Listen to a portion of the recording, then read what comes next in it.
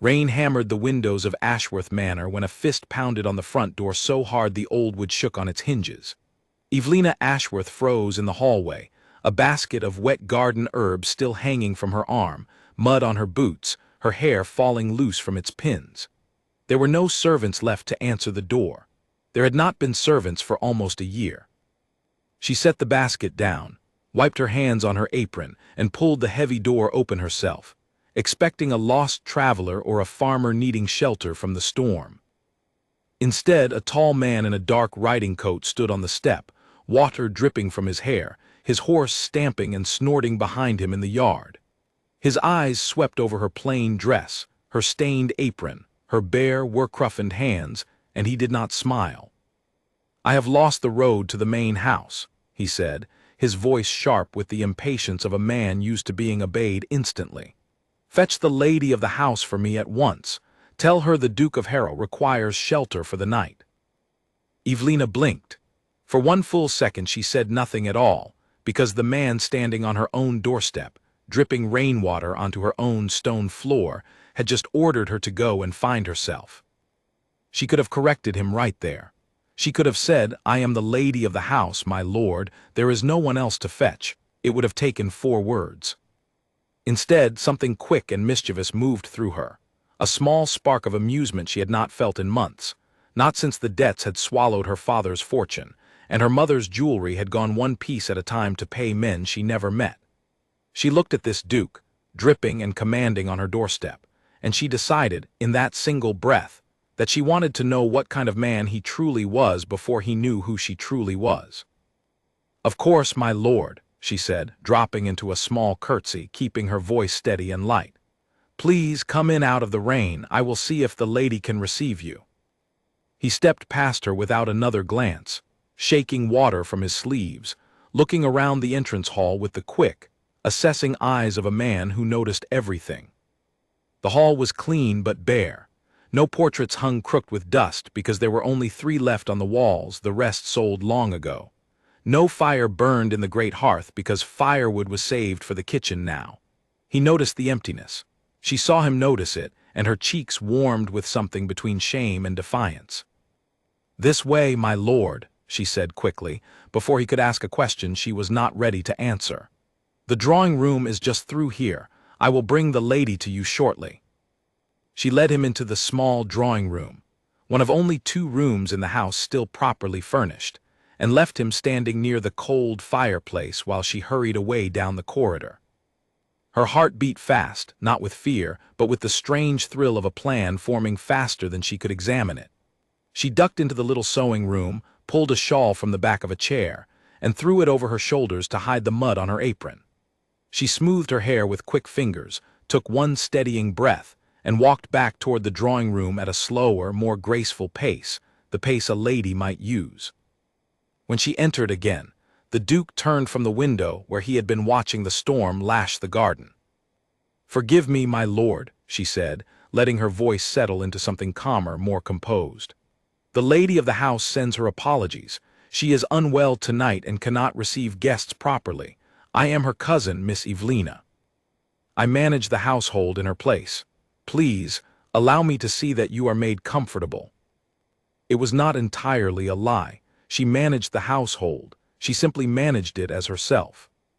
The Duke studied her for a long moment, and she felt the weight of his attention like a hand pressing against her chest. His eyes were a clear, pale gray, sharp and unreadable, and for one terrible second she thought he had seen straight through her small deception. Then he nodded once, accepting her words.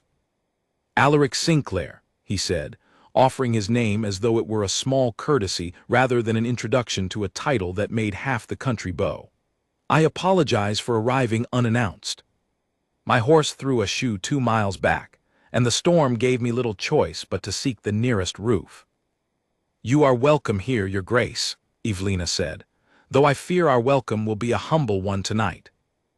"A dry roof is welcome enough," he said, and for the first time something almost like warmth flickered across his face, quickly hidden again behind the composed mask of a man who had learned young never to show too much. She rang for the housekeeper before remembering with a small jolt that there was no housekeeper to ring for. She caught herself just in time, turning the motion into a gesture toward the sofa instead. "Please, sit, Your Grace. I will see about food and a room made ready." She left him again, hurrying now through the cold corridors of her own house, her mind racing.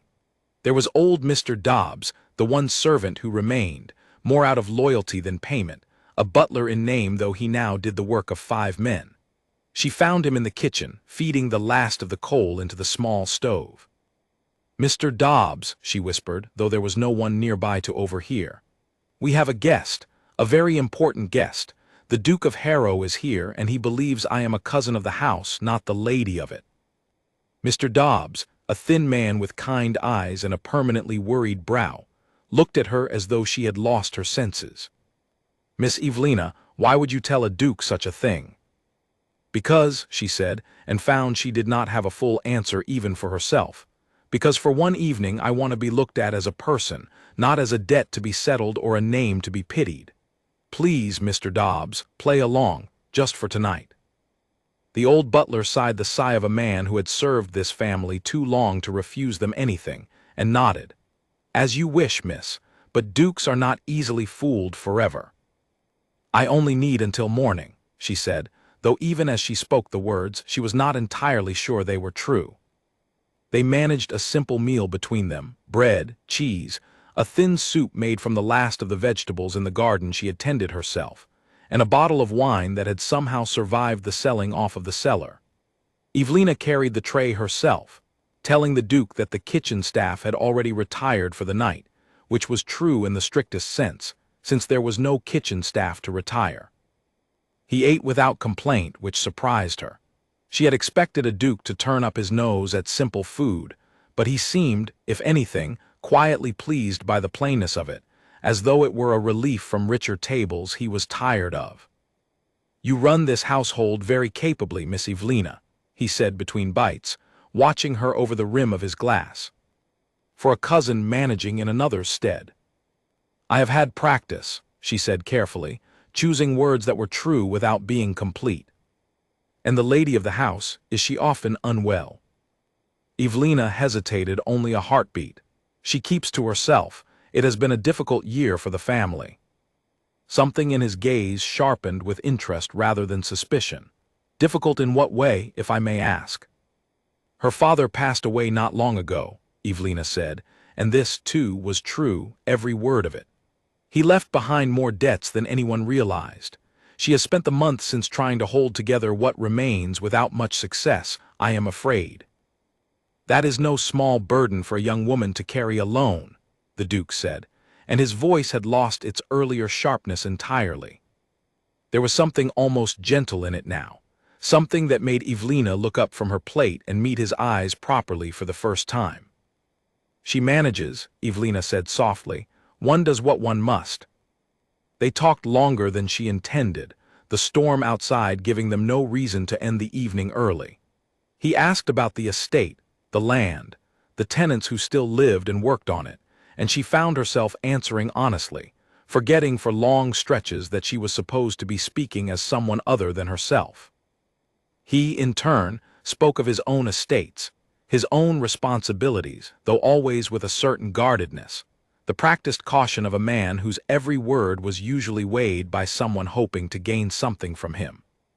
"You do not ask me for anything," he observed at one point, setting down his glass.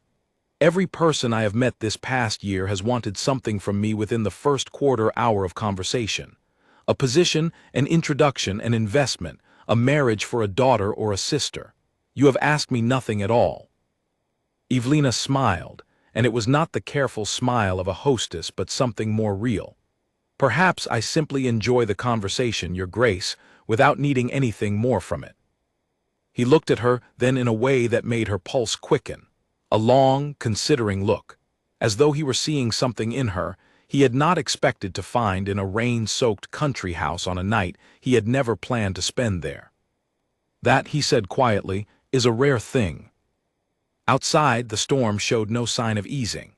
Thunder rolled low over the hills, and rain streaked the dark windows in long silver lines. Mr. Dobbs appeared at the doorway to announce, with admirable composure, that a room had been prepared for the Duke, the best remaining room in the house, though it, too, showed signs of the family's fallen fortune in its bare walls and mended curtains. "Thank you for your hospitality tonight, Miss Evelina," the Duke said as he rose. "I hope I have not been too great an intrusion." "Not at all, Your Grace," she said, rising as well, smoothing her borrowed shawl. "I hope you find the room comfortable." He paused at the door, turning back to look at her once more. "I confess I am curious to meet the lady of the house properly, when she is feeling better." Evelina's heart gave an odd little stumble. "Perhaps you shall, Your Grace, in time." He gave a short bow, more courtesy than a duke owed to a mere cousin of a struggling house, and disappeared up the stairs, leaving Evelina standing alone in the dim hallway with her heart pounding and her mind spinning with the strange, dangerous pleasure of the evening she had just spent as someone she was not, and yet, in every word that mattered, entirely herself. She stood there a long while after his footsteps faded, listening to the rain, thinking of his pale gray eyes and the way his voice had softened when he spoke of her hardship without knowing it was hers. She knew she should end the small deception in the morning. She knew every additional hour she allowed it to continue was another hour closer to the moment he would learn the truth and feel, quite rightly, deceived. But as she climbed the stairs to her own small room, candle in hand, she found she was smiling, and she could not quite make herself regret the evening at all. Tomorrow, she told herself. Tomorrow she would find a way to tell him the truth, gently, before the lie grew too large to undo. She did not yet know how wrong that promise would prove to be, nor how many more days the storm, and her own reluctant heart, would keep the Duke of Harrow beneath her roof. Morning came gray and reluctant, the storm still muttering in the distance, unwilling to fully release its hold on the countryside. Evelina woke early, as she always did now that there was no one else to see to the house, and dressed carefully, choosing her best remaining gown, a soft blue muslin that had once belonged to better days. She told herself it was only sensible, that a guest of such standing deserved a proper appearance from his host, whatever name she was using. She did not examine too closely, why her hands trembled slightly as she pinned her hair. She found Mr. Dobbs already in the kitchen, stirring a small pot of porridge, his face drawn with the particular worry of a man who had spent half the night thinking through the dangers of the game his young mistress had begun. "He rose early, miss," Mr. Dobbs said without turning around. "Walked the gardens before breakfast, asked me a great many questions." Evelina's stomach tightened. "What sort of questions?" "About the family, about you." He turned then, his kind old face grave. "I told him only what was safe to tell, miss, but a man like that, he notices things. He asked why a house with such fine bones stood so empty of servants and comfort. I said hard times had come to many families this year. He did not seem satisfied with the answer." "He is clever," Evelina murmured half to herself. "I knew that from the first moment." "Clever men make dangerous secrets to keep, miss," Mr. Dobbs said gently. "Perhaps this morning is the time to end it before it grows any larger." Evelina knew he was right. She carried that knowledge with her as she stepped out into the damp morning garden, where she found the Duke standing near the old stone fountain, its basin dry and cracked, one hand resting on the weathered stone as he looked out over the overgrown paths that had once been her mother's pride. "Good morning, Your Grace," she said, and he turned at the sound of her voice, and something in his expression, some quiet warmth that had not been there the night before in quite the same way, made the careful speech she had prepared falter on her tongue. "Good morning, Miss Evelina," he said. "I hope you will forgive me for wandering. I could not sleep, and the garden called to me, even in its present state." "It was beautiful once," she said, before she could stop herself, the words carrying more feeling than she intended. "I can see the shape of that beauty still," he said, looking not at the garden but at her.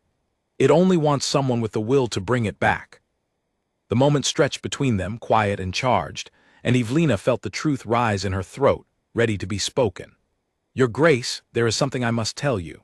I am not who you believe me to be." But before the words could form, the sound of hooves and wheels crunching on the gravel drive broke the stillness, and both of them turned to see a small carriage rolling toward the house, far too early for any expected visitor. Evelina's heart sank even as her curiosity sharpened. No one visited Ashworth Manor uninvited anymore, not since the family's fortunes had fallen so publicly and so far.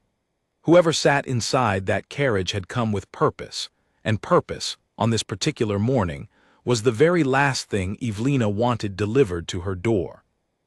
The Duke glanced at her, one eyebrow lifting in quiet question.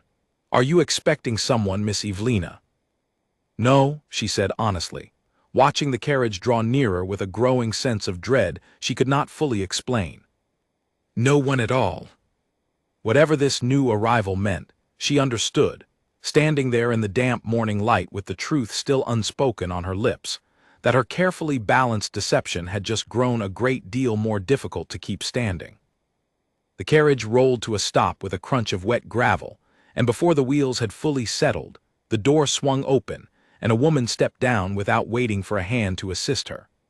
She was dressed in traveling clothes of expensive cut, a fur-trimmed cloak thrown over her shoulders against the lingering chill, and her sharp eyes found Evelina across the garden before the Duke had even finished turning toward the sound. "Evelina Ashworth," the woman called out, her voice carrying easily across the wet lawn, bright with the particular delight of someone who loves being the bearer of surprising news. "I heard you had shut yourself away from the world entirely, and here I find you standing in the garden at this hour, looking rather well for a woman who owes half the county money." Evelina's whole body went cold. Beside her, she felt rather than saw the Duke go very still. "Lady Whitmore," Evelina said, forcing her voice to remain steady even as her heart dropped somewhere near her feet. "This is an unexpected visit. I was passing through on my way to my sister's estate, and I could hardly resist calling in," Lady Whitmore said, sweeping up the garden path with the confidence of a woman who had never once doubted her welcome anywhere in her life. Her gaze slid to the Duke, and her painted eyebrows rose with obvious interest. "And who is this fine gentleman? I do not believe I have had the pleasure." The Duke inclined his head with practiced courtesy, though Evelina could feel the tension building in him like a held breath. "Alaric Sinclair, Duke of Harrow, madam. I was caught by the storm last night and given shelter here." Lady Whitmore's eyes widened, and a slow, delighted smile spread across her face, the smile of a woman who had just stumbled upon a story far more interesting than anything she had expected from her morning. "Your Grace, what an honor, and how fortunate for you that dear Evelina was here to look after you, though I imagine the house must have felt rather bare company for a man of your standing." "Miss Evelina's cousin has been an excellent host," the Duke said carefully, and Evelina's stomach clenched at the small, fatal error of his words. For one long, terrible moment Lady Whitmore simply blinked, as though she had misheard him entirely. Then a short laugh escaped her, sharp and disbelieving. "Her cousin. Your Grace, forgive me, but Evelina Ashworth has no cousin residing in this house. She has lived here entirely alone since her father's passing, without so much as a proper housemaid to her name, poor thing. I should know. I have called on this house a dozen times this past year, mostly to see whether the roof still stood." The silence that followed was the loudest thing Evelina had ever heard. She watched the Duke's face change, watched understanding move through him like a shadow crossing a field, transforming his expression from confusion to disbelief, to something colder and more distant, something that made her chest ache in a way she had not expected. He turned to look at her fully now, his pale eyes searching her face for some explanation that would make sense of what he had just heard. "You are the lady of the house," he said quietly, and it was not a question. Evelina swallowed hard, aware of Lady Whitmore watching them both with barely contained delight, clearly sensing a story that would travel through every drawing room in the county within the week. "Your Grace," Evelina began, "I can explain." "There is no need," he said, his voice suddenly very formal, very cold. All the warmth of the previous evening vanished as though it had never existed at all. "I understand perfectly well. I arrived at your door and mistook you for a servant, and rather than correct me, you allowed me to believe a falsehood for an entire evening. I wonder what purpose that falsehood was meant to serve." It was not meant to serve any purpose, Evelina said, feeling the ground shift dangerously beneath her, feeling the careful, warm evening they had shared curdle into something ugly and suspicious in his eyes. I only wished for one evening to be spoken to as myself, and not as a name attached to debts and pity. I never meant to deceive you for gain, Your Grace. I meant only to enjoy a single honest conversation. An honest conversation built upon a lie, he said, and though his voice remained quiet, there was an edge in it now that cut deeper than shouting could have. Forgive me if I find that difficult to reconcile. Lady Whitmore, sensing that her presence had become both unwelcome and extraordinarily entertaining, made no move to leave, watching the exchange with the eager attention of a woman already composing the letter she would write to her sister that very afternoon. Your Grace, please, Evelina said, stepping closer, lowering her voice as though that might somehow contain the damage already spreading through the morning air. I did not plan this. It began as a moment's foolish impulse, nothing more.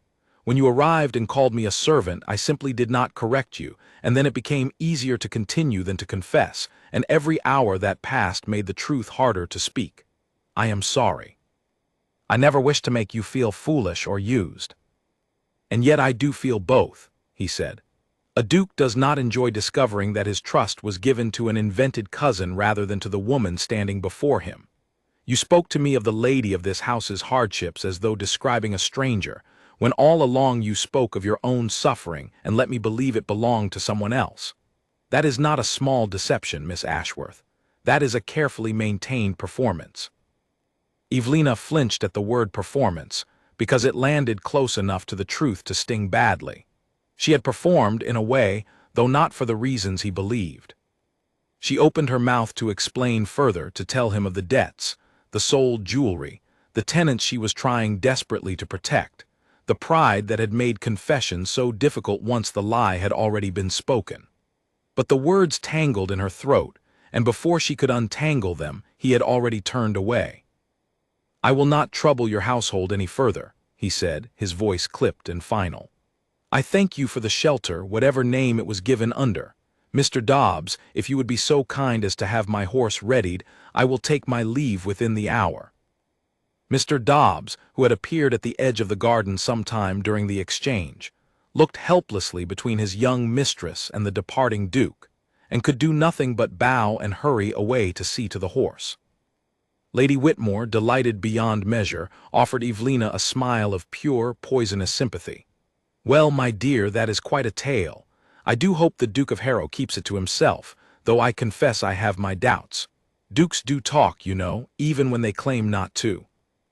Please, Lady Whitmore, Evelina said, her voice tight with barely controlled distress. I would ask you to keep this morning's conversation private. It would do great harm to my family's name if it were repeated.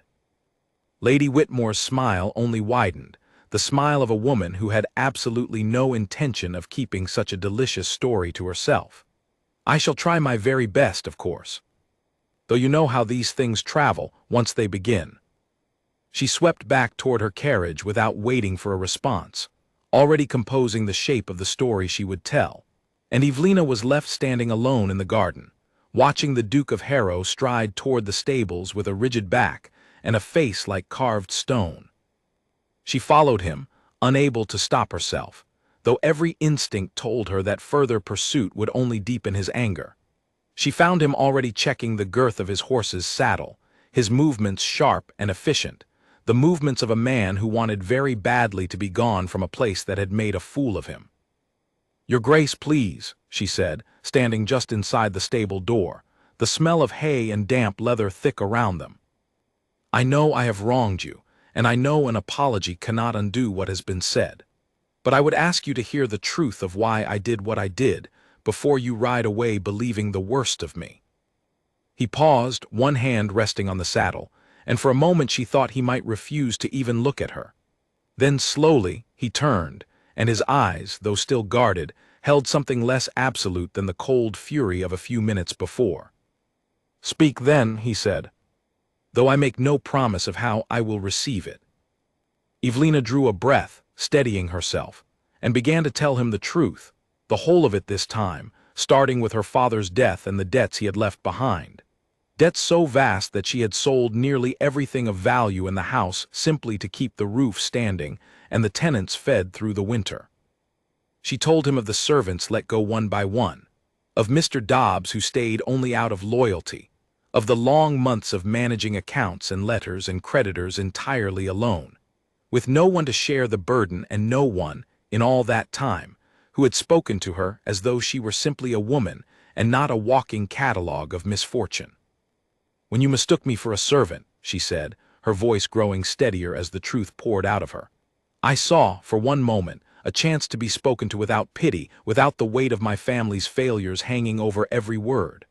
I did not think beyond that single evening. I did not plan deception, Your Grace. I only wanted for a few hours to feel like myself again, rather than a name whispered about in drawing rooms across the county." The Duke listened without interrupting, his expression difficult to read, and when she finished, silence stretched between them, filled only by the soft shifting of his horse and the distant call of a bird somewhere beyond the stable walls. "You should have told me," he said finally, though the edge in his voice had softened considerably. "Whatever your reasons, however sympathetic they may be, a lie remains a lie, and I have little patience for those who deal in them, even gently meant ones." "I know," Evelina said quietly, "and I am sorry for it truly. I do not ask you to forgive me this morning. I only ask that you not carry away a false picture of who I am, built entirely upon the worst hour of a difficult year." He studied her for a long moment, and something in his gaze wavered, some crack appearing in the cold composure he had built around himself since Lady Whitmore's fateful arrival. But before he could speak again, before whatever words were forming behind his eyes could find their way out, he seemed to catch himself, to remember his anger and his wounded pride, and the crack closed once more. "I must go," he said instead, swinging up into the saddle with practiced ease. "Thank you for your honesty, however late it arrived. I wish you well with your estate, Miss Ashworth." And with that, he turned his horse and rode out through the gates of Ashworth Manor, leaving Evelina standing alone in the stable doorway, watching him go, her heart aching with a grief she had no right to feel over a man she had known for less than a single day, and yet somehow already missed with an intensity that frightened her. She did not yet know that this was not the last she would see of him, nor that the story Lady Whitmore carried away in her carriage would soon spread through every corner of society, changing both their lives far more than either of them could have imagined on that quiet, storm-washed morning. News, Evelina soon learned, traveled faster than any carriage. Within 3 days, the story of the Duke of Harrow and the lady who had let him believe she was her own cousin had reached every corner of the county, twisted and reshaped a dozen times over until it bore only a passing resemblance to the truth. By the time it reached the drawing rooms of the capital, carried along by Lady Whitmore's eager letters and the gossip of servants who knew more servants still, the story had grown teeth. Evelina Ashworth, the whispers said, had schemed to trap a duke beneath her roof, inventing a false identity to lure him into intimacy before revealing herself in hopes of forcing his hand toward marriage. Some versions claimed she had drugged his wine. Others insisted she had locked the gates to prevent his early departure. Not a single version came close to the truth, that a lonely, grieving young woman had simply wanted one evening of honest conversation. But truth, Evelina discovered bitterly, held very little interest for people who preferred a scandal. She felt the effects almost immediately. The local vicar, who had once greeted her warmly at church, now offered only a stiff nod before hurrying his family past her pew. Tradesmen who had extended what small credit they could now demanded payment in full before delivering goods, as though her supposed scheming had somehow made her creditworthiness worse rather than her circumstances remaining exactly as difficult as before. Invitations that had already grown thin over the past year dried up entirely.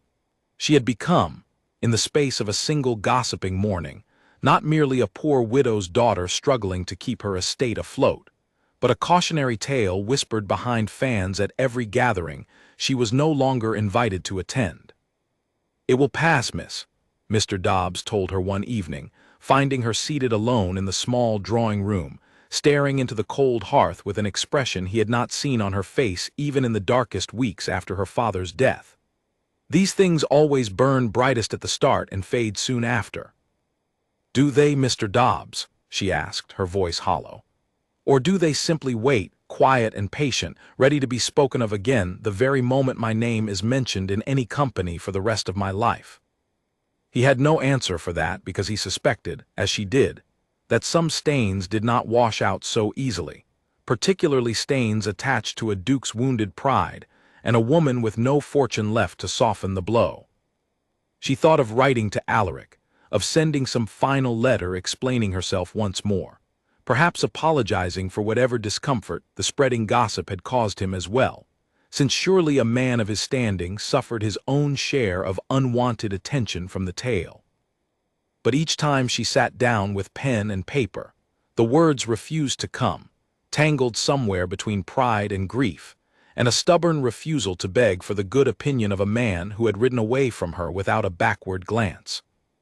Meanwhile, in the capital, Alaric Sinclair found the story following him with a persistence that surprised even a man well accustomed to gossip. Wherever he went, whispers trailed a half-step behind him, curious eyes following his every movement at gatherings he had once attended without a second thought. Friends who considered themselves close enough to tease him about it did so with poorly disguised delight, asking whether it was true he had been so thoroughly fooled by a country gentlewoman that he had mistaken her for her own maid. "I am told she is quite clever," one particular friend, Lord Bertram Ashcombe, remarked over cards one evening, grinning in a manner that made Alaric want very badly to leave the table entirely. "Clever enough to fool a duke for an entire night. One almost admires the audacity of it." "There was no scheme," Alaric said, more sharply than he intended, and several heads turned at the table, surprised by the heat in his voice. He caught himself, softened his tone, though the correction had already revealed more than he meant it to. "It was a misunderstanding, nothing more. The lady did not set out to deceive me for any advantage. I have thought on it further and believe her account of the matter." "Careful, Harrow," Bertram said, still grinning, though with a touch more genuine curiosity now. "You sound rather like a man defending someone he has grown fond of, rather than one merely correcting an unfair rumor." Alaric said nothing further on the matter that evening, but the words lingered with him long after the card game ended, following him home through the dark streets and into the quiet of his own study, where he sat for a long while without lighting a single candle, thinking of gray morning light in an overgrown garden, of a woman's steady voice describing hardships she claimed belonged to another. Hardships he now understood had always belonged to her alone. He had left in anger, certain of his own wounded pride, certain that deception, however small, deserved no further consideration. But in the weeks since, that certainty had begun to crack under the weight of memory. He remembered the careful, honest way she had spoken of her tenants, of her worry for their welfare even as her own household crumbled around her. He remembered the absence of any request, any hint of expectation, in every conversation they had shared, even after she knew precisely who he was and precisely what advantages such a connection might offer a woman in her position. She had asked him for nothing, not once. And a woman scheming to trap a duke, he reasoned slowly, turning the thought over and over in the dark quiet of his study, would surely have asked for something at some point, however subtly. He thought, too, of the emptiness of her house, the missing portraits, the bare walls, the single loyal servant doing the work of many, and he understood with growing discomfort that he had judged her not for the small lie of an assumed name, but for the larger truth beneath it, a truth of poverty and desperation that had nothing whatsoever to do with scheming and everything to do with survival. The more he thought of it, the more his anger transformed into something far less comfortable to sit with. Shame at his own hasty judgment, and beneath that shame, a persistent, unwelcome longing to see her again, to hear her voice, to know whether the warmth he had felt in that rain-soaked drawing room had been entirely genuine or merely his own foolish imagining. He did not act on that longing immediately. Pride, he was learning, was a stubborn companion, slow to release its grip even when reason argued firmly against it. Instead, he threw himself into the business of his estates, into meetings with stewards and correspondence with tenants of his own, telling himself the matter was closed, that Evelina Ashworth's difficulties, however sympathetically he now viewed them, were no longer any concern of his. But 3 weeks after he had ridden away from Ashworth Manor, a letter arrived at his townhouse that changed the shape of his careful denial entirely. It came not from Evelina, but from an old family friend of his mother's, a woman with connections throughout the county who wrote, quite by chance she claimed, to mention a small piece of news she thought might interest him. The letter described, in the casual tone of ordinary gossip, how the Ashworth family's remaining creditors had grown impatient, how word had spread that the estate might soon be seized entirely, its lands sold off in pieces to settle debts that had only grown heavier under the weight of a scandal that had, ironically, made local merchants and moneylenders far less willing to extend the patience they might once have shown a struggling but respectable family. The letter mentioned, almost as an afterthought, that Miss Ashworth had been seen selling what remained of her mother's jewelry at a shop in the nearest town, piece by piece, in a desperate effort to buy herself a few more months before the worst arrived. Alaric read the letter twice, then set it down upon his desk with hands that were not quite steady. He thought of the tenants he had heard her speak of that first evening, families who depended entirely upon the Ashworth estate for their homes and their livelihoods, families who would suffer most immediately and most severely should the estate be seized and sold to strangers with no history of care for the land or its people. He thought of her pride, fierce enough to keep her silent about her own suffering, fierce enough that she had chosen to sell her mother's jewelry in secret rather than write to him, a man she had every reasonable cause to believe might help her, given his obvious wealth and the tenderness that had, however briefly, existed between them. He sat alone in his study long into the night, the letter still open before him, wrestling with the last remnants of his wounded pride and the growing, undeniable understanding that he had misjudged her entirely, that the woman he had ridden away from in anger was not a schemer at all, but simply a person trying, with quiet and stubborn courage, to hold together everything she had left in the world. By morning, he had made his decision. He would return to Ashworth Manor, not to demand further explanation, not to nurse old grievances, but to see for himself the truth of her circumstances, and perhaps, if fortune allowed it, to offer whatever help lay within his power, whether or not she chose to accept it, whether or not she chose to forgive him for the coldness with which he had left her standing alone in that stable doorway. He called for his horse before the sun had fully risen, and rode out from the capital with a determination that surprised even himself, unaware that the estate he was hurrying toward stood closer to ruin than even the gossiping letter had suggested, and unaware, too, of just how much would change before that particular day drew to its close. Evelina stood in the front hall of Ashworth Manor, facing a man she had never met before that morning, a thin, sharp-faced solicitor named Mr. Halloway, who represented the largest of her late father's creditors, and who had arrived without warning to inform her, in tones of practiced regret that fooled no one, that the estate would be seized within the fortnight unless the full sum owed could be produced immediately. "I understand this is difficult news, Miss Ashworth," he said, not sounding particularly troubled by the difficulty at all, "but my client has shown considerable patience already. Given the recent circumstances surrounding your family's name, he is no longer willing to extend further credit on trust alone." "The recent circumstances," Evelina repeated, her voice tight with the effort of remaining calm, "are nothing more than idle gossip, sir, and have no bearing whatsoever on my ability to eventually settle what is owed." "Perhaps not in fact," Mr. Halloway said, adjusting his spectacles with maddening composure. "But reputation carries its own weight in matters of credit, Miss Ashworth, whether we consider that fair or not. My client requires certainty, and at present, certainty is precisely what your household lacks." Evelina wanted to scream at him, wanted to demand what certainty a dead father's debts and a single foolish evening's misunderstanding could possibly have to do with one another, but she knew such an outburst would accomplish nothing beyond confirming whatever unflattering picture the gossip had already painted of her. She drew a breath instead, steadying herself the way she had learned to steady herself through 100 difficult months since her father's passing. "I will need time to arrange the sum," she said. "A fortnight is not sufficient, Mr. Halloway, and I believe you know that as well as I do." "I am sorry, Miss Ashworth. My instructions are quite firm."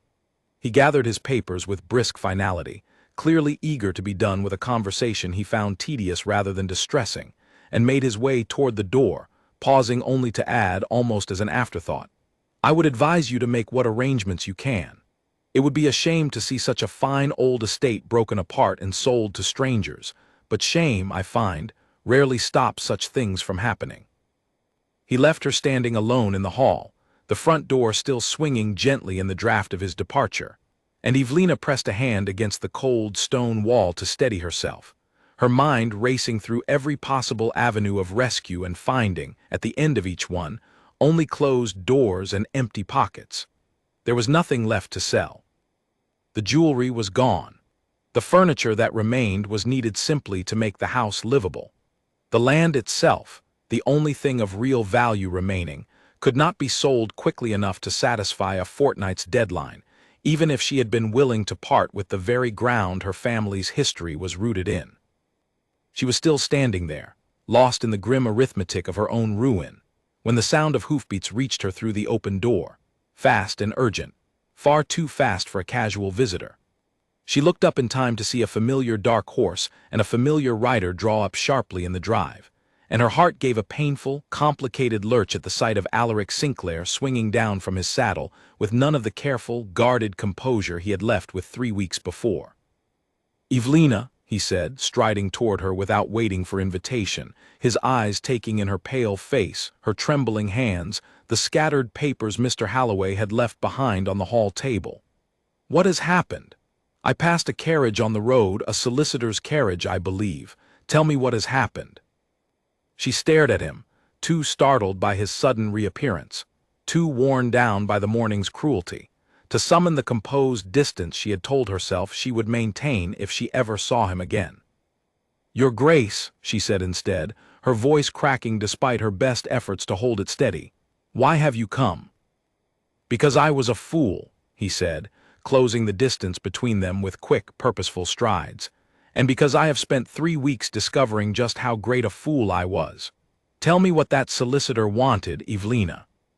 Tell me the truth, all of it, and do not spare me the parts you think will make me think less of you, because I promise you, nothing you say could make me think less of you than my own conduct that morning already deserves." Something in his voice, raw and urgent and entirely unlike the cold formality he had worn when he rode away, broke through the last of Evelina's carefully maintained composure, and to her own considerable horror, she found tears rising, hot and unwelcome, blurring her vision as the full weight of the morning's threat finally caught up with her exhausted heart. "They mean to take the estate," she said, the words tumbling out now, unable to be stopped once begun. "Within a fortnight, unless the debt is paid in full and there is nothing left to sell, Your Grace, nothing at all. I have sold every piece of jewelry my mother ever owned. I have sold the silver, the good furniture, half the library. There is nothing left but the land itself and the people who depend upon it, and I do not know how to save either one." Alaric was silent for a long moment, his jaw tight, his eyes moving over her face with an intensity that made her breath catch despite everything, despite the fear and grief and exhaustion pressing down upon her. "Why did you not write to me?" he asked finally, his voice low. "You knew where to find me. You knew, whatever anger I carried away with me, that I was not without means to help, had I only known how desperate your circumstances had become." "Because you left in anger," Evelina said simply, wiping impatiently at her eyes. "Because I would not beg the good opinion or the charity of a man who believed me a schemer the moment my true name was spoken aloud. I have some pride left, Your Grace, even if I have precious little else." "Your pride," he said, and something in his voice had softened now into something that sounded almost like tenderness, "is one of the very things I have thought of most, these 3 weeks past. I have thought of little else, in truth, than the unfairness of my own judgment that morning, and the courage it must have taken you to bear all of this alone, month after month, without a single word of complaint to anyone." Evelina looked up at him, startled by the sincerity in his tone, uncertain what to make of a man who had ridden away from her in cold fury, and now stood before her speaking of tenderness and regret, as though the intervening weeks had reshaped him entirely. "I do not understand," she said honestly. "Why have you come, Your Grace? What is it you want from me?" He held her gaze for a long moment, and when he spoke again, his voice carried a weight of decision she had not heard in it before, not even on that first stormy evening when he had first walked, unknowing, into her house and her life. "I have come," he said, "because I could not stay away any longer, and because I intend to see this estate saved, whatever the cost, and I would very much like the opportunity to earn back the trust I so carelessly threw away. But before any of that, Evelina, I would ask you to walk with me, just for a moment, away from solicitors and debts and gossip, so that I might say properly the things I rode all this way to say."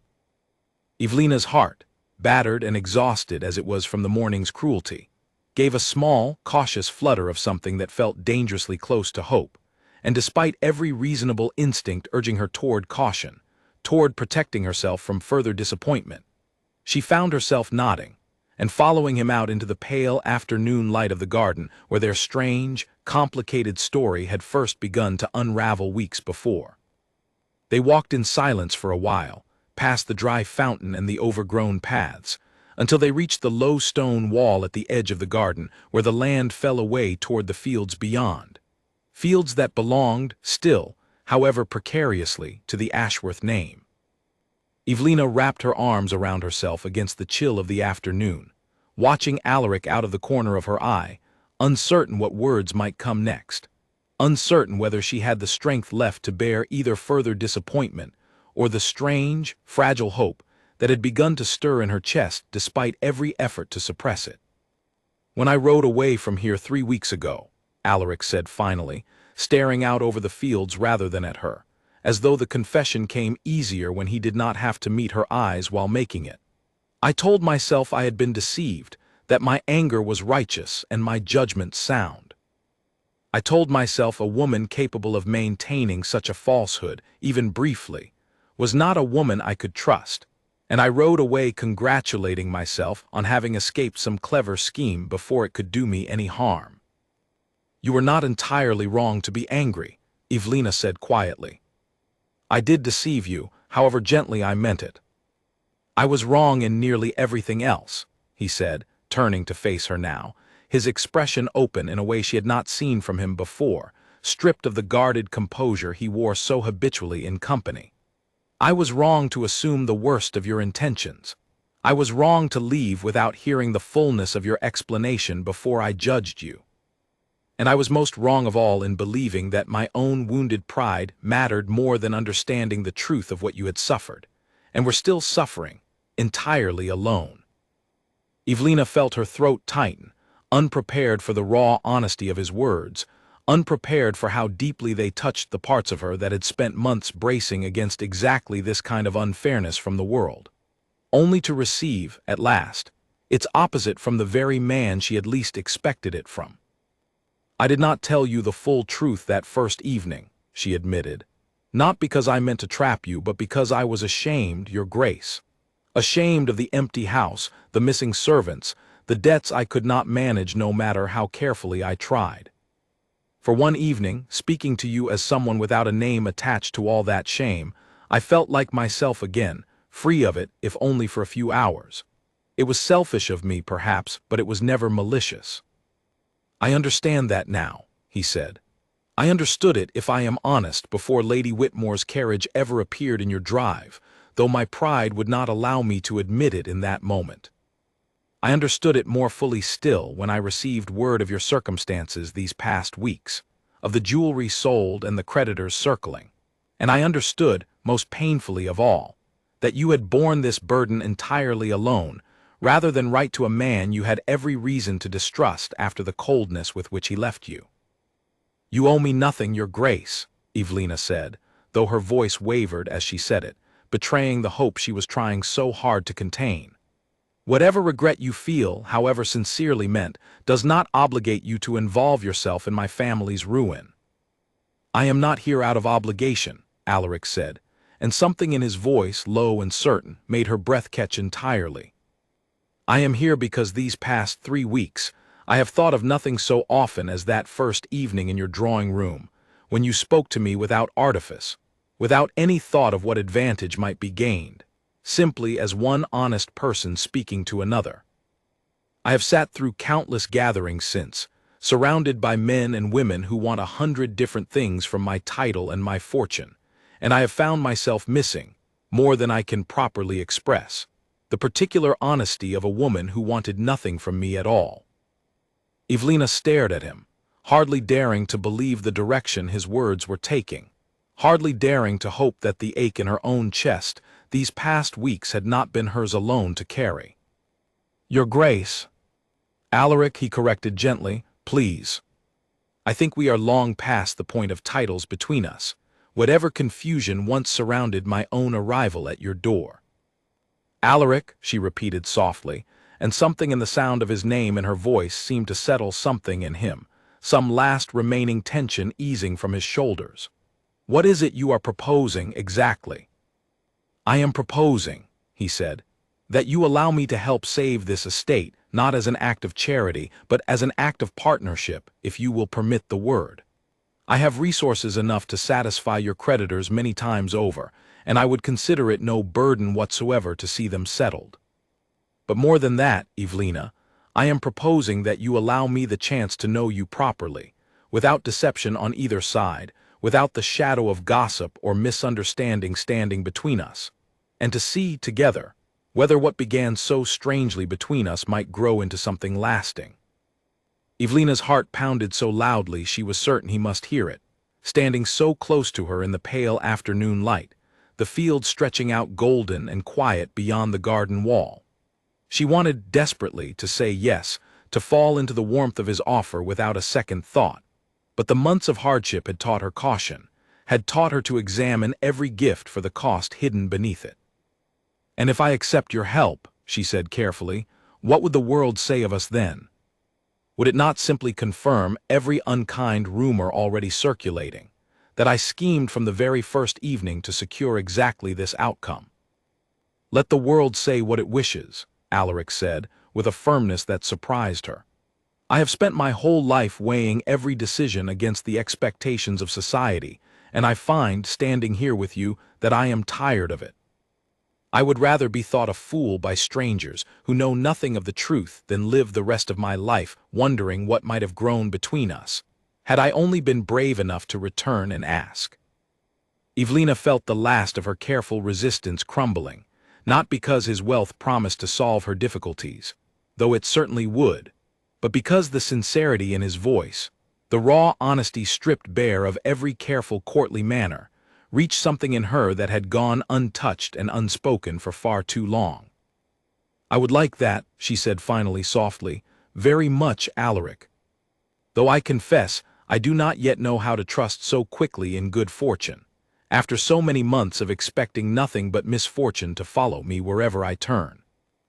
"Then we shall learn to trust it together," he said, "one day at a time, and I promise you, Evelina, whatever comes, whatever gossip or difficulty still lies ahead of us, I do not intend to ride away from you again."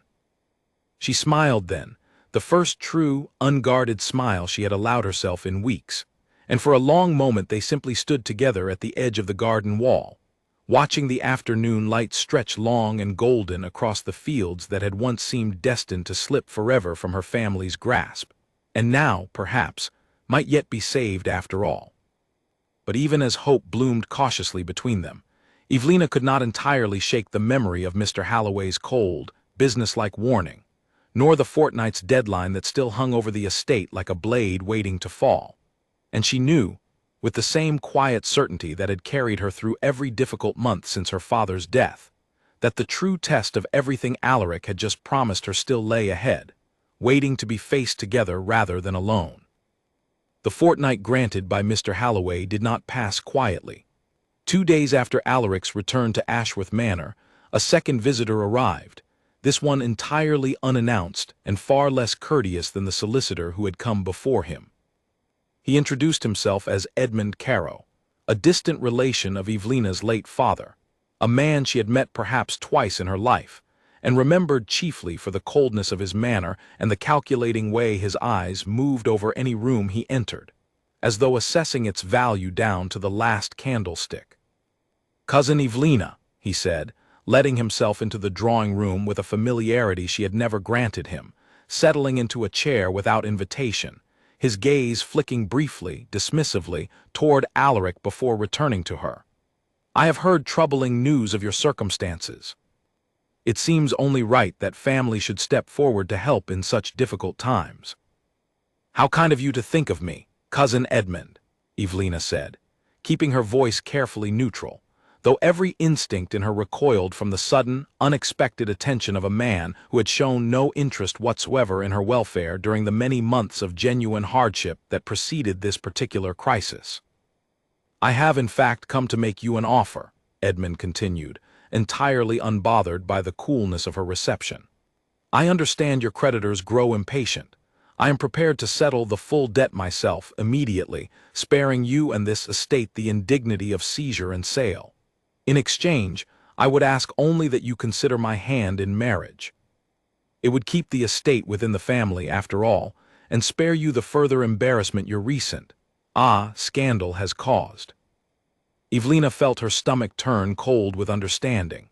This was not a cousin's kindness at all, but a calculated exploitation of her desperation, an attempt to acquire, through marriage, everything her family had left simply because he had judged the moment ripe for such a bargain, believing her too cornered by circumstance to refuse. "I thank you for your concern, Cousin Edmund," she said, her voice tight with restrained anger, "but I must decline. I have no wish to marry, particularly not under such terms." Edmund's expression flickered, something calculating and unpleasant passing briefly across his features before he composed himself once more into an appearance of wounded sympathy. "I understand this is a difficult decision to make so quickly, but I would urge you to consider it carefully, cousin. There are few enough men willing to overlook a scandal such as yours, and few are still willing to settle debts of this magnitude without expectation of return. I would not wish to see this fine old estate broken apart and scattered among strangers, simply because pride prevented a sensible arrangement." "The lady has already given you her answer," Alaric said, his voice low and dangerously even, cutting across Edmund's words with the quiet authority of a man entirely unused to being ignored. "I would suggest you respect it." Edmund's eyes moved to Alaric properly for the first time, assessing him with the same calculating gaze he had turned upon the room a few minutes before, and something in what he saw there, the unmistakable bearing of a man far above his own station, seemed to give him pause. "Forgive me," Edmund said, his tone shifting, growing careful now. "I was not aware Miss Ashworth had other, arrangements already under consideration." "She does not require your arrangements, sir," Alaric said, "as her debts are already accounted for. I would advise you to return to wherever you have come from and trouble Miss Ashworth no further with offers she has already declined." Edmund's composure cracked briefly, resentment flashing hot behind his eyes at being so thoroughly dismissed. But he was not a foolish man, and something in Alaric's tone, in the sheer weight of his presence, warned him against pressing the matter further in that particular room. He rose stiffly, straightening his coat with exaggerated dignity. "Very well," he said. "I hope, cousin, you do not come to regret refusing so generous an offer. Pride, as you well know, is a costly companion for a woman with nothing left to fall back upon." "I have never been without support, sir," Evelina said coolly, rising as well to see him to the door herself, unwilling to allow Mr. Dobbs the discomfort of it. "Whatever difficulties I have faced them honestly, which is more than I believe can be said of your generosity today." Edmund said nothing further, offering only a stiff, resentful bow before departing, and Evelina stood in the hallway long after his carriage had rolled away down the drive, her hands trembling with a mixture of anger and lingering fear at how close she had come, in her most desperate hour, to being forced into a bargain that would have traded her freedom for her family's survival. "Are you well?" Alaric asked, coming to stand beside her, his earlier fury at Edmund's presumption still simmering visibly beneath his composed exterior. "I am furious," Evelina admitted, and grateful and rather unsettled all at once. I had not realized how many people were prepared to circle this estate the moment word spread that it might be had cheaply, through misfortune rather than honest purchase. "Vultures gather wherever there is weakness to exploit," Alaric said grimly. "It is one of the less admirable truths of our society, and one I have seen too often not to recognize it the moment it walks through a door uninvited." "Thank you," Evelina said quietly, "for not allowing him to press the matter further. I do not know that I could have refused him so firmly on my own, exhausted as I have grown from these past weeks." "You would have refused him," Alaric said with quiet certainty, taking her hand gently in his, "with or without my presence in the room. I have watched you face down solicitors and creditors, and gossiping neighbors these past weeks with more courage than most men I know could summon under half so much pressure. I merely lent my voice to a decision you had already made." Evelina looked up at him, something warm and steady settling in her chest, despite the unsettling encounter they had just endured, and she found herself, not for the first time these past days, deeply grateful that the storm which had first brought him to her door had never quite let him leave her life entirely. "There is still the matter of the fortnight," she said, forcing her thoughts back toward the practical difficulties still standing between her and any lasting peace. "Mr. Halloway will return soon enough, whatever promises have been made between us today." "Let him return," Alaric said. "I intend to have the full sum delivered to your creditors within the week, along with careful instructions ensuring no further attempts, from Edmund Caro or anyone else, are made to exploit your circumstances while matters are being settled. This estate will remain yours, Evelina, whatever else happens between the two of us in the days and months ahead." "You would do that," she asked softly, "even if I asked nothing further of you beyond this single act of kindness?" "I would do it," he said simply, "because it is right, and because I have grown to care for you a great deal these past weeks, in ways that have very little to do with debts settled or estates saved. But I confess, Evelina, I hope very much that you will ask something further of me, in time, once the immediate danger has passed and you have had space enough to trust that my intentions carry no hidden cost of their own." Evelina felt tears rising again, though these carried none of the bitter exhaustion of the morning's earlier crisis, only a quiet, overwhelming relief at finding, after so many months of standing entirely alone against a world determined to see her fail, that she was not, after all, quite so alone as she had believed. The fortnight that followed passed in a blur of settled debts and careful negotiations, Alaric's steady presence a constant reassurance against the last lingering fears that Edmund Caro, or some other opportunist emboldened by the scandal, might yet find some new angle from which to press his unwanted claims upon her family's fortune. But as the danger slowly receded, replaced gradually by the quiet, cautious hope of a future finally beginning to take shape, Evelina found herself facing a different kind of uncertainty entirely, one that had nothing to do with creditors or cousins, and everything to do with the question of what, precisely, she and Alaric Sinclair intended to become to one another, now that the storm that first brought them together had long since passed. With the debts settled and Edmund Caro's unwelcome ambitions firmly turned away, Evelina found herself facing a quieter, more personal kind of challenge, one that frightened her in ways the solicitors and scheming cousins never had. Alaric had asked, gently but plainly, that she accompany him to a gathering in the capital, a modest dinner hosted by his own aunt, a woman known throughout society for her sharp tongue and sharper judgment of anyone she suspected of angling for her nephew's favor.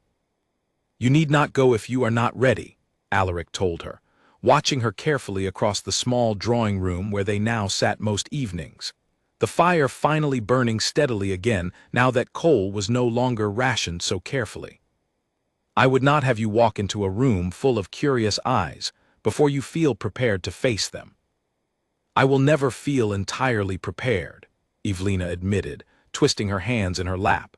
But I think, perhaps, hiding from it any longer will only give the gossip more room to grow unchecked. I would rather stand before them and let them see for themselves that I am neither the schemer nor the fool their stories have made me. That, Alaric said, with unmistakable pride warming his voice, is precisely the courage I first admired in you. That stormy evening you ought to have simply told me who you were, and chose instead a bolder, far more interesting path. Evelina laughed despite herself, some of the tension easing from her shoulders. I am not certain boldness is the word most would use to describe nearly ruining my own reputation over a single evening's mischief.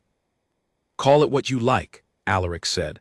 I have never regretted a single moment of that evening, whatever confusion followed it. The dinner, when it finally arrived, proved every bit as difficult as Evelina had feared, though not perhaps in the ways she had expected. Alaric's aunt, a formidable woman named Lady Constance, greeted her with an assessing gaze sharp enough to strip paint from a wall, subjecting her to a full quarter-hour of pointed questions about her family, her upbringing, and the precise circumstances of that infamous stormy evening. Questions Evelina answered honestly and without flinching, refusing to let embarrassment color her voice even as several other guests leaned subtly closer to catch every word. You did not correct my nephew when he mistook you for a servant, Lady Constance said at last, her tone giving away nothing of her opinion on the matter. Most young women of quality would have been mortally offended by such an error, and corrected it within the very first breath. Perhaps I ought to have been offended, Evelina said carefully. But I confess, madam, I found the mistake rather freeing, if only for a single evening. It is not often a woman in my circumstances is spoken to without every word being weighed against her family's misfortunes. Lady Constance studied her for a long moment, and something in her sharp gaze softened, ever so slightly, into what might almost have been approval. A curious answer, Miss Ashworth, but an honest one, I think. I have little patience for young women who tell me only what they believe I wish to hear. Then we shall get along well enough, madam, Evelina said, as I find myself entirely out of practice at telling anyone what they wish to hear, rather than what I actually believe. A short, surprised laugh escaped Lady Constance, quickly suppressed but not quickly enough to go unnoticed by the watching guests, several of whom exchanged glances of open surprise, clearly unaccustomed to seeing the formidable woman so thoroughly charmed by anyone, let alone a young woman whose name had so recently been whispered through every scandalous letter in the county. The evening did not resolve every lingering doubt or unkind whisper. Evelina knew that much would take considerably longer than a single dinner to fully mend, but it marked, nonetheless, a beginning, a first crack in the wall of gossip and suspicion that had grown up around her name these past months. By the time the evening drew to its close, several other guests had approached her directly, curious rather than hostile, drawn perhaps by Lady Constance's evident approval, or perhaps simply by the quiet dignity with which Evelina had answered every pointed question put to her throughout the evening. "You survived," Alaric murmured to her as they made their way toward his carriage afterward, the cold night air a welcome relief after the close warmth of crowded rooms and watchful eyes. "Barely," Evelina admitted, though she found herself smiling despite the exhaustion pulling at her limbs. "Your aunt is a formidable woman, Alaric. I begin to understand where you learned your own particular brand of stubbornness." "She approves of you," he said, "which I promise you is no small thing.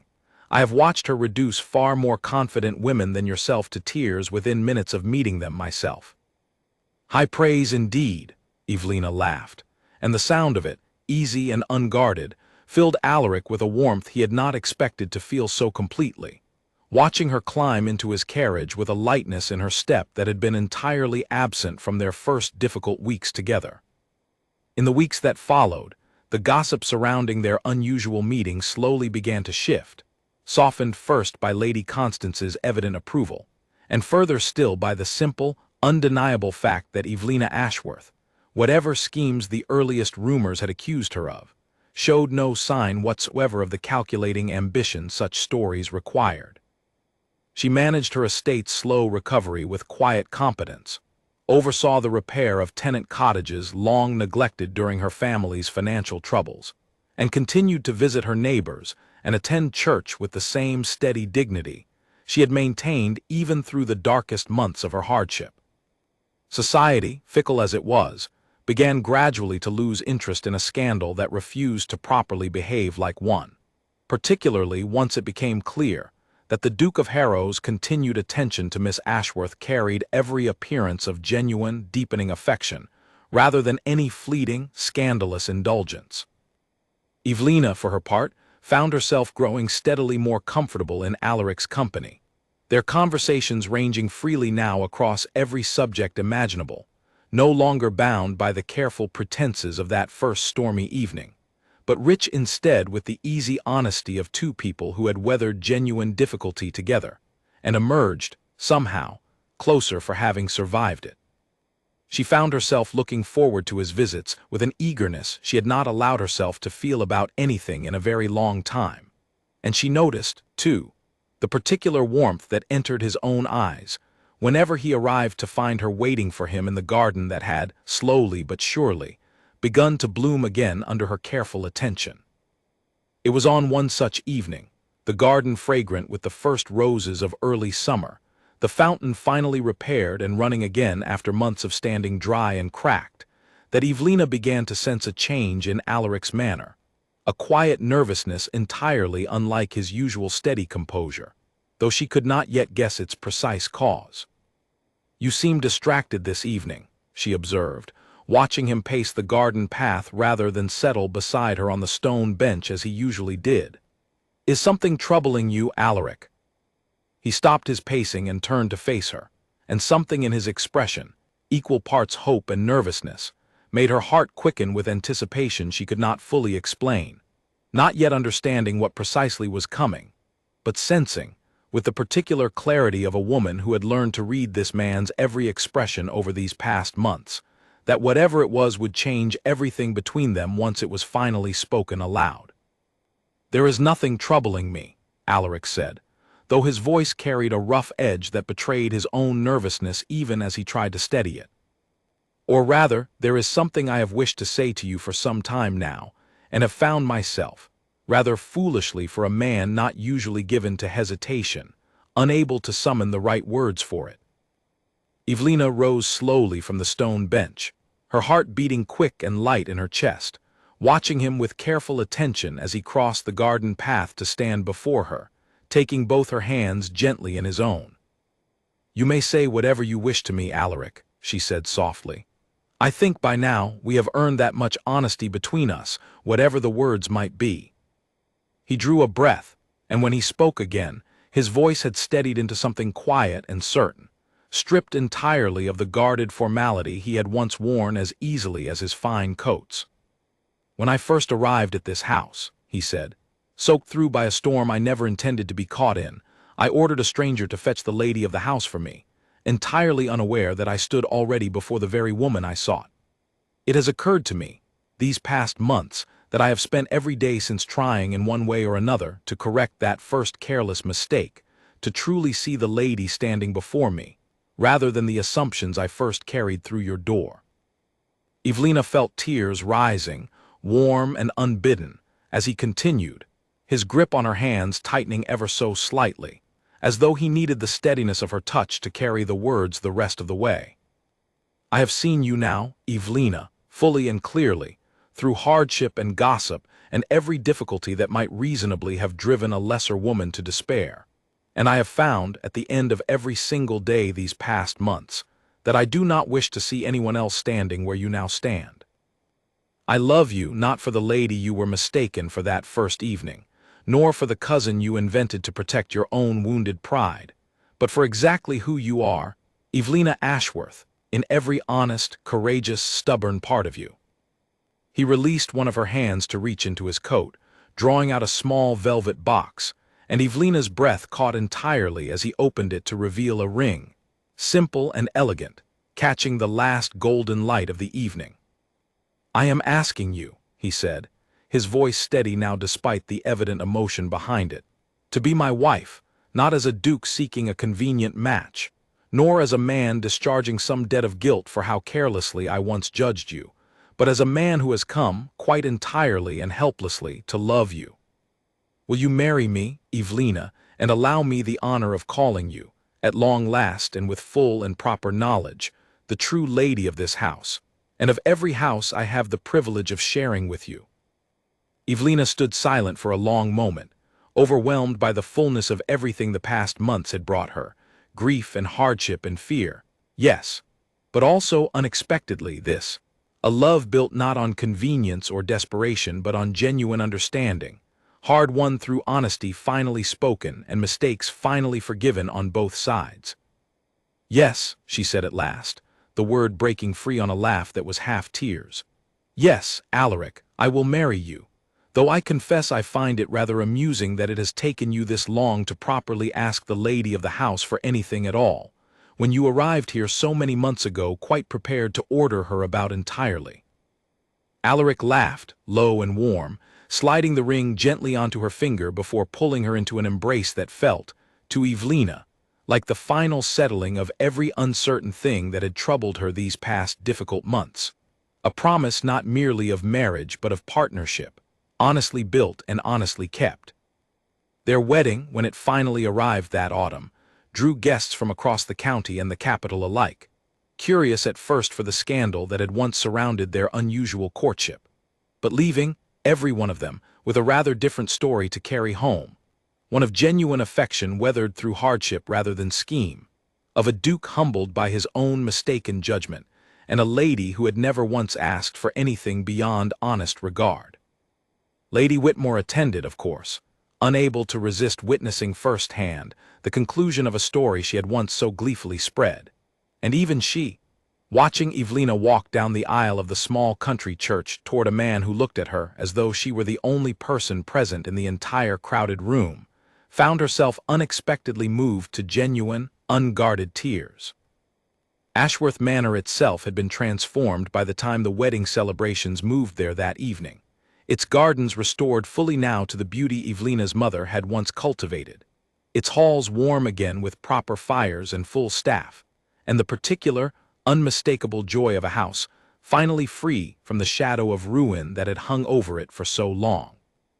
Mr. Dobbs, given a place of honor at the celebrations despite his own modest protests, watched the festivities with evident pride, remembering the strange, storm-soaked evening months before when his young mistress had first asked him to play along with a small, foolish deception that had somehow, against every reasonable expectation, blossomed into precisely this.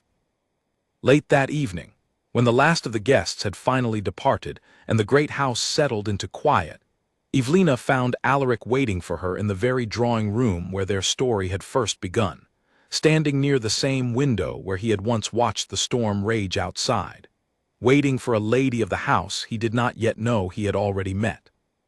"Do you remember," she said, coming to stand beside him, "the very first thing you ever said to me, standing dripping wet upon my doorstep?" "I remember it vividly," he said, smiling.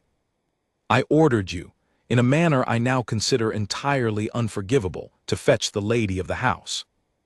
"And here I am," Evelina said softly, slipping her hand into his, "still waiting, all these months later, for you to properly notice that you never actually needed to send for anyone at all."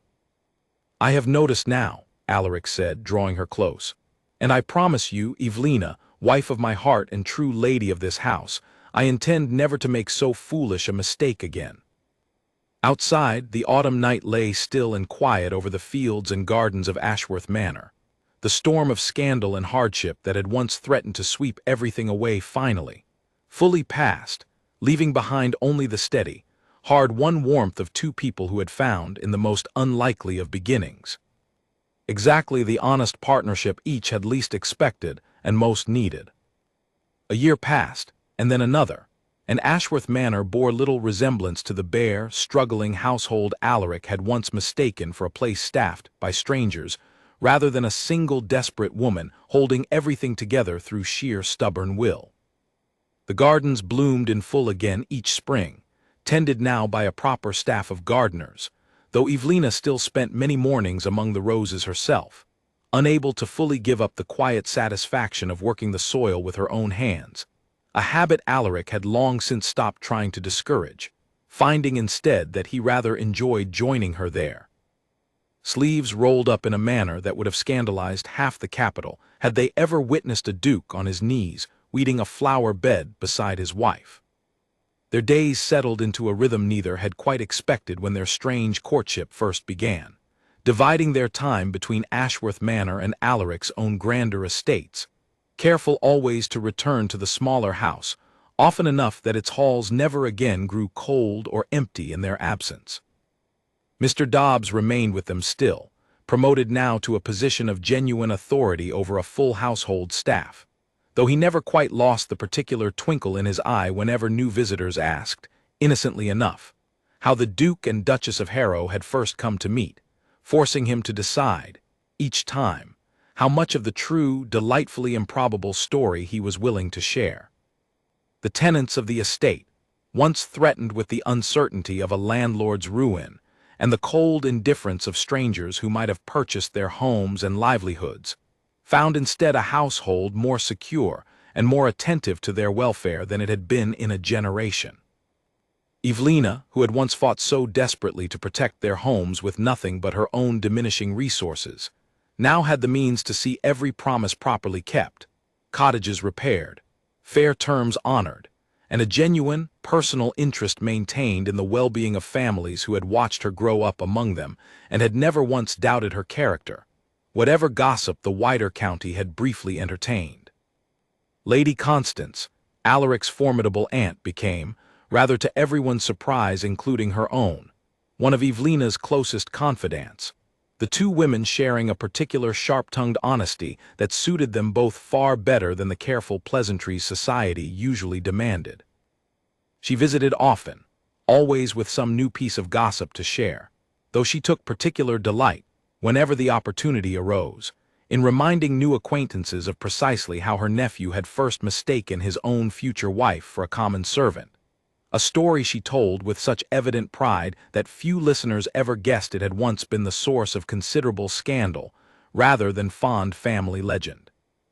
Even Lady Whitmore, whose eager gossip had once threatened to unravel everything before it had properly begun, found herself in time transformed into an unlikely ally, her sharp tongue redirected now toward defending the Duchess of Harrow's good character to anyone foolish enough to question it in her presence, having discovered, much to her own surprise, a genuine fondness for the young woman whose reputation she had so nearly destroyed through nothing more than an eager love of a good story.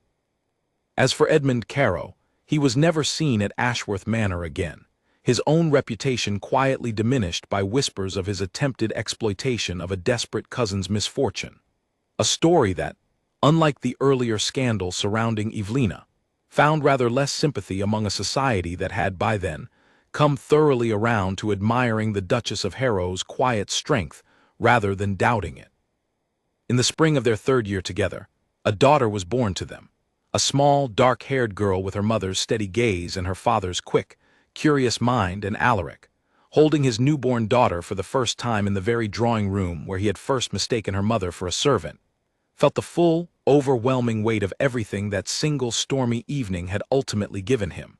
A wife whose honesty and courage had reshaped every careless assumption he once carried, and now, a family entirely his own, built upon foundations far sturdier than title or fortune alone could ever have provided. They named her Rosalind, after Evelina's own mother, and raised her among the very gardens her grandmother had once tended, telling her, as she grew old enough to understand it, the story of how her parents had first met, softened and embellished with each retelling until it became, in the particular way of beloved family stories, something closer to legend than history, though every essential truth within it remained exactly as it had happened. Evelina often thought, in the quiet hours of contented evenings that had once seemed impossibly far from her reach, of that first rain-soaked night when a stranger had pounded upon her door and ordered her, quite unknowingly, to fetch herself. She thought of the fear and pride that had driven her to maintain so small and foolish a deception, and of how close that single evening's mischief had come to costing her everything, the estate, the tenant's trust, and very nearly the growing affection of a man who had, despite every difficult beginning, become the truest partner she could have ever hoped to find. She thought, too, of how easily the story might have ended differently, had Alaric not returned that desperate morning to find her facing ruin alone, had his own pride proven stronger than his growing regard for her, had the gossip and scheming relatives succeeded in tearing apart what honest affection had already begun to grow between them. But it had not ended differently, and standing now in the gardens of Ashworth Manor with her daughter's small hand held securely in her own and her husband's steady presence never far from her side, Evelina understood, with the particular clarity that only genuine hardship survived, and genuine happiness earned could provide, that every difficult month of that first terrible year had led her, however painfully, to exactly the life she had once believed entirely lost to her. Alaric, for his part, told the story often to close friends and family, always with the same warm, self-deprecating honesty about his own foolish first mistake, ordering a lady to fetch herself without the smallest idea of who truly stood before him. He would tell it, laughing, at dinners and gatherings for years to come, watching Evelina's fond, exasperated smile each time the familiar tale was retold, and he would end it always the same way, with the same simple, honest truth that had carried them both through every difficulty that first challenging year had thrown across their path. He had come to Ashworth Manor a stranger seeking shelter from a storm, and had found, without ever expecting it, exactly the lady of the house he had been searching for all along, standing before him from the very first moment, waiting only to be truly seen.